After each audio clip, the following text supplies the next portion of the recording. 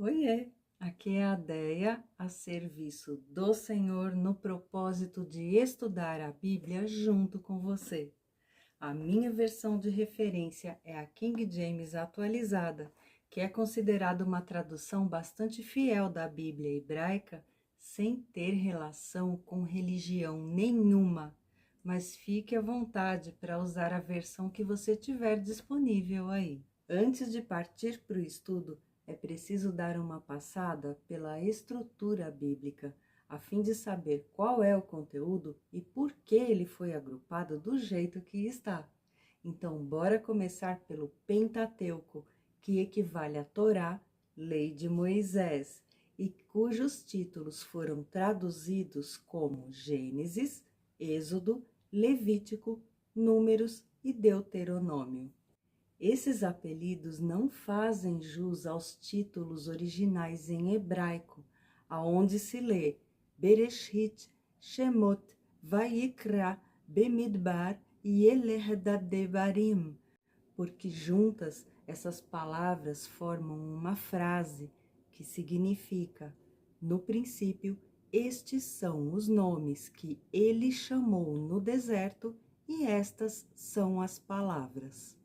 Só para ilustrar, deserto na Bíblia é qualquer situação fora da zona de conforto, aonde a inteligência e a experiência da gente são inúteis. Portanto, cada um dos livros do Pentateuco é um chamado para a gente se reestruturar com base na sabedoria do nosso Criador. Na sequência do Pentateuco vem os 12 livros históricos, que são os de Josué, Juízes, Rute, 1º e 2º Samuel, 1º e 2º Reis, 1º e 2º Crônicas, Esdras, Neemias e Ester. E eis que surge a dúvida que não quer calar. Por que o Antigo Testamento em hebraico tem 7 livros a menos do que a versão da Igreja Católica? Na verdade, é a versão católica que contém 7 livros a mais, e isso faz muita diferença, porque esses livros excedentes são adendos, são inclusões que foram feitas ao cânon em hebraico, que é o original, portanto, é o que está certo. Foi mal. O que a matriz da Igreja Romana fez foi algo como pegar livros de literatura, história ou geografia e incluir na sua versão da Bíblia. Então, além dos originais, a Bíblia Católica agregou escritos triviais, chamados de apócrifos, sendo eles os livros de Tobias, Judite, 1º e 2º Macabeus, Livro da Sabedoria, Livro do Eclesiástico Siraque e até um suposto profeta chamado Baruque.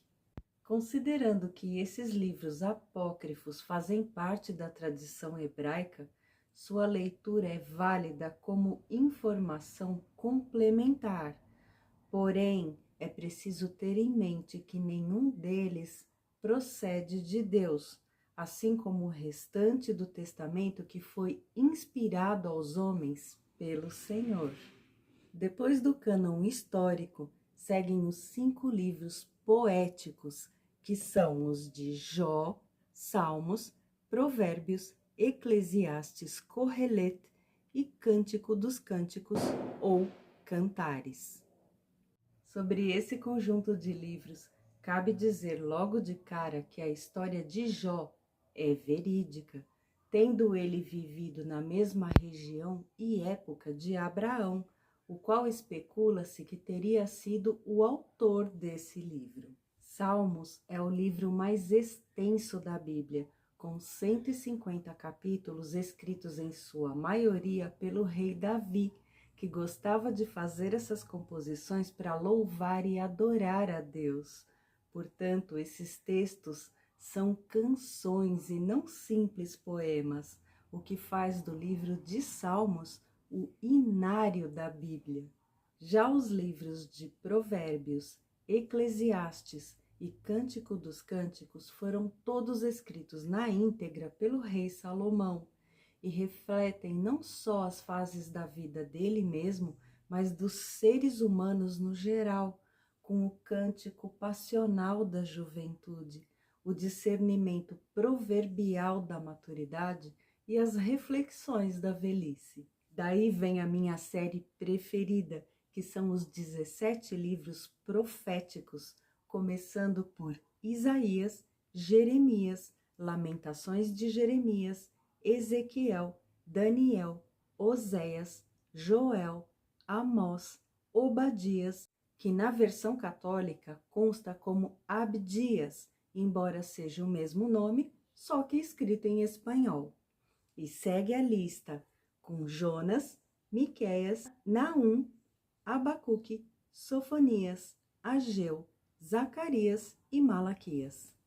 Para fins de estudo, costuma-se dividir os profetas entre maiores e menores, não por serem uns mais importantes do que outros, mas sim pela extensão dos registros proféticos deixados por cada um deles.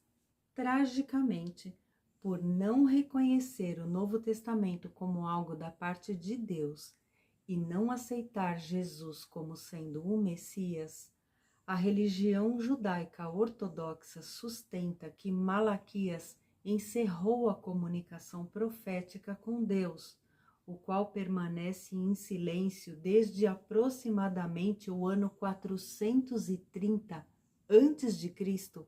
até hoje. Mas para a gente que é cristã, Deus voltou a falar pela boca de João Batista, abrindo caminho para a visitação de Jesus a esse mundo, como portador do verdadeiro e único evangelho da salvação e como redentor dos nossos pecados.